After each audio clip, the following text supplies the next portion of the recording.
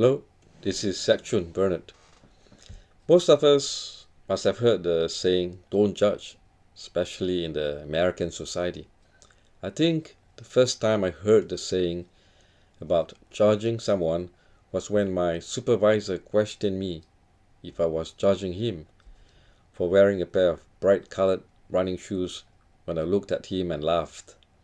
This was about 12 years ago, and he was probably half kidding and maybe a little quizzical. I'm not much for words then, and just blew off his question. Well, at that time I worked with psychiatric patients and also dealt with patients in the drug rehab and drunk tank facility. We were treating patients with drug and alcohol addiction, and some of the patients were coping with what the mental health counselors like to call dual diagnosis, that is, having an addiction and a psychiatric problem. Between the PA supervisor and I, a FNP, the question may be a little loaded. Bipolar vary between depression and mania. Patients are lost in the darkness of depression, and manic when on the opposite end. Typically, when manic, they may wear very bright colors with hyperactive behavior.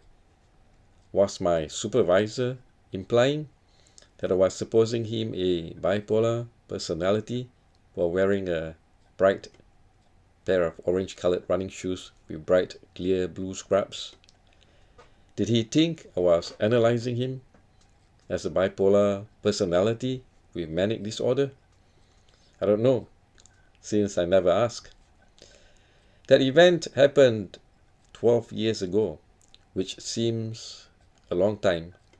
But more recently, I have become involved in church activities, and the phrase, don't judge, has become more commonly used as I'm around Bible-speaking people. It makes me wonder what people truly mean when they say, don't judge. In the Gospel of Matthew, chapter 7, verse 1, it says, do not judge, for you will be judged. It comes true as a very strong warning, for certainly we do not want to be judged by God for fear of consequences. But when we stop to reflect, the teacher is truly teaching us to be kindly with another, not condemned the faults they may have.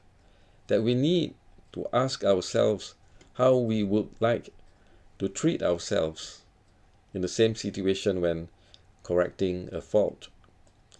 It is not teaching us not to give constructive criticism. Many have misinterpreted the saying and are avoiding giving the necessary feedback when occasions call for it. This is out of fear that they may be rebuked and be told not to judge, for God's wrath may be upon them. Also, normally, people welcome praise and approvals. However, when it comes to criticism, people in general become defensive. So there is a tendency for those around others not to give a sincere feedback of what they see. For example, when someone's clothes may not fit the occasion, the people around this person may come through with false feedback, saying, your clothes look very nice on you, hiding the fact that it may be too revealing at the top or too short at the thighs for a female. Let me use a stronger example. About 25 years ago, when I was going to nursing school, a friend in the program told me that his brother, who was going out with a girl, has gotten her pregnant and is considering terminating it.